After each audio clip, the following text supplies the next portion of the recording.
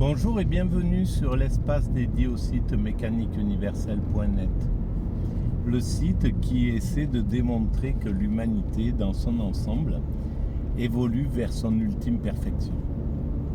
Cette perfection, c'est l'accession à la paix universelle, à un fonctionnement totalement universel, la fin des frontières, donc l'homme qui accède à une liberté absolue, une égalité absolue, une protection totale, l'homme qui n'est plus un danger pour les autres hommes, donc la fin de l'homme loup pour l'homme, tel que parfois on en parle.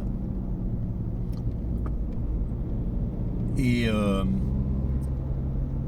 donc un fonctionnement totalement écologique, c'est-à-dire plus aucun impact sur la planète. Alors évidemment, ça concerne les siècles prochains. C'est pas quelque chose qui peut être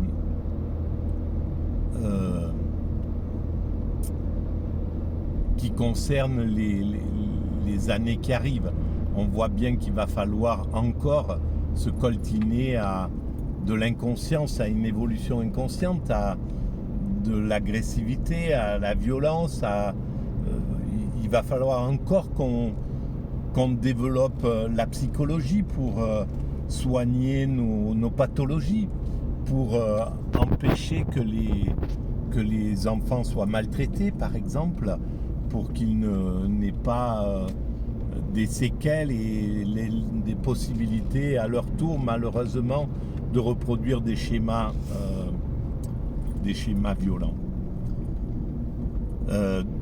Donc développer la psychologie, développer l'éducation,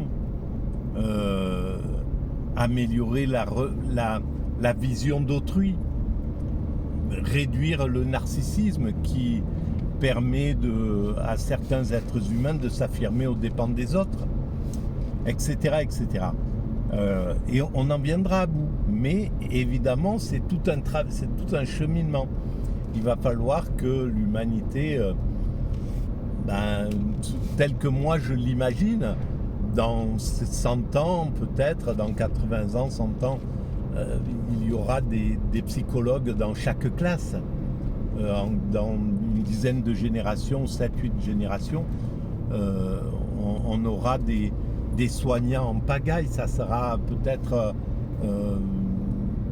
5 millions ou 10 millions de personnes qui seront aptes à déceler ce qui ne va pas dans une famille, si un enfant souffre, etc. Et de pouvoir prendre les choses dès le début, de pouvoir aider les parents qui sont maltraitants pour telle ou telle raison, et d'arriver à les aider à sortir de ce problème pour pouvoir éduquer de la meilleure façon leurs enfants, et donc leur permettre d'être heureux, en somme. Voilà.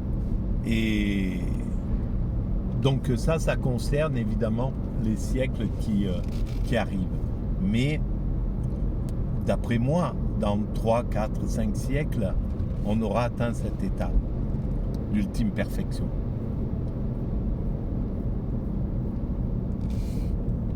Et alors pourquoi on doit atteindre cet état? Je ne sais pas. Il n'y a pas.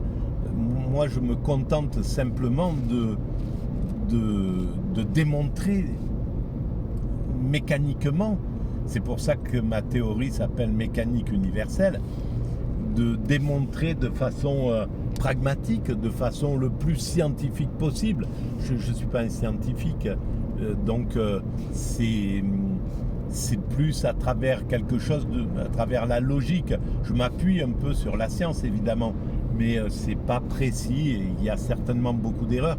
N'hésitez pas d'ailleurs si vous les remarquez, à me le dire. J'évolue grâce à ça, une grande partie aussi. Et donc, voilà, il faudra quelques siècles pour parvenir à atteindre cet état. Mais nous sommes sur cette lignée, sur cette ligne. Voilà, nous avons été des primates, nous sommes des hommes constructeurs, nous allons vers l'humain. C'est pas mon souhait, c'est pas cette théorie, elle n'est pas le fruit d'un souhait, c'est pas le désir que ça se passe comme ça. J'ai analysé l'évolution de l'humanité et je me suis rendu compte que l'humanité ne peut pas ne pas aller vers cette ultime perfection, parce que on n'a jamais vu dans l'histoire de notre évolution quelque chose qui évite de s'améliorer, d'améliorer ce qu'on ne comprend pas. Et par exemple, même là où nous sommes sur certains pans de l'évolution en régression, c'est parce c'est pas une volonté, c'est pas volontaire, c'est parce que on sait pas comment faire autrement et on va se rendre compte que sur certaines choses, on est en train de régresser. Par exemple, en suivant le modèle américain, on voit qu'il y a beaucoup de violence qui s'impose à la société. Alors cette violence, elle est le fruit de tout un tas de choses. Elle est complètement explicable. Alors sur des petites choses basiques, elle est le fruit des valeurs qui sont enseignées dans les médias, etc., qui eux-mêmes s'engrainent avec le niveau de violence qui augmente, etc. Et aux valeurs de la société qui sont beaucoup plus basées sur l'avoir depuis que le néolibéralisme s'est imposé dans les années 80. L'avoir a pris beaucoup de place par rapport à l'être, par rapport à tout le plaisir qu'on peut avoir d'exister, l'amitié, le temps, les vacances, le temps de tranquillité, la paix, le bonheur au travail. Tout ça, ça a été maltraité par un système qui s'est imposé d'une autre manière et qui avait ses raisons, hein. Ça découle du fait que nous passions sur un système mondialiste, sur la mondialisation, et donc ça a bouleversé un peu tous les schémas. L'Occident, le capitalisme est devenu tout puissant parce qu'il avait réussi à faire tomber le communisme, et à partir de là il a réagi comme n'importe quel primate réagit dans ces conditions quand il accède à la toute-puissance. Et alors,